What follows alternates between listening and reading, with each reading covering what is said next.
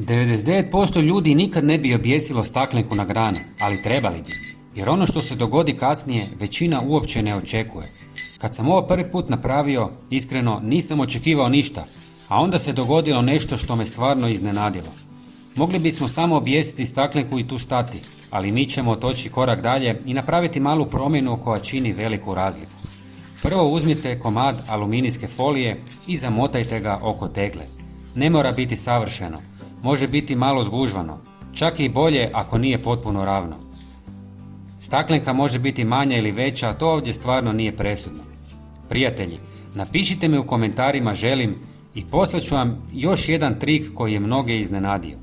Sada ćemo oko ruba zavezati komad špage kako bismo staklenku mogli objesiti i dodatno pričvrstiti foliju. Pazite samo da je dobro učvršćena kako ne bi pala.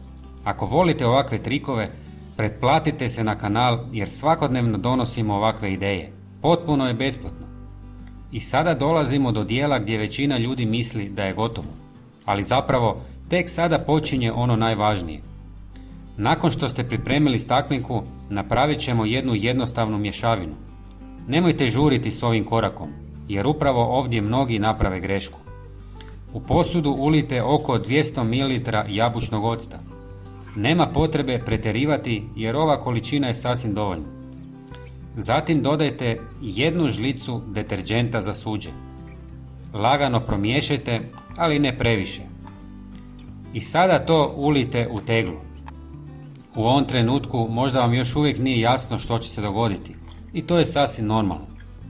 Dodajte unutra i metalnu žlicu. Znam da zvuči čudno, ali upravo ta sitnica igra veću ulogu nego što mislite. Objasnit ću vam zašto, ali malo kasnije. Sada sve zajedno objesite na granu i ostavite da odradi svoje. I sada ono najvažnije. Ovo što ste napravili zapravo ima nekoliko različitih učinaka. Prvo, djeluje kao vrlo učinkovita zamka za voćne mušice, muhe, pa čak i poneke mrave. Miris octa ih privlači jer podsjeća na fermentirano voće, ali čim slete na površinu više ne mogu pobjeći. Deterdžent uklanja površinski napon i oni odmah potonu. Drugo, aluminijska folija stvara odsjaje svjetlosti koji zbunjuju i odbijaju ptice. Na taj način čuvate cijeli usjev. Ali postoji još jedan detalj koji većina ljudi uopće ne primijeti. Metalna žlica unutar staklenke kada zapuše vjetar udara o staklo i proizvodi zvuk. Taj nepredvidiv zvuk dodatno plaši sve ptice. Hvala vam što ste gledali.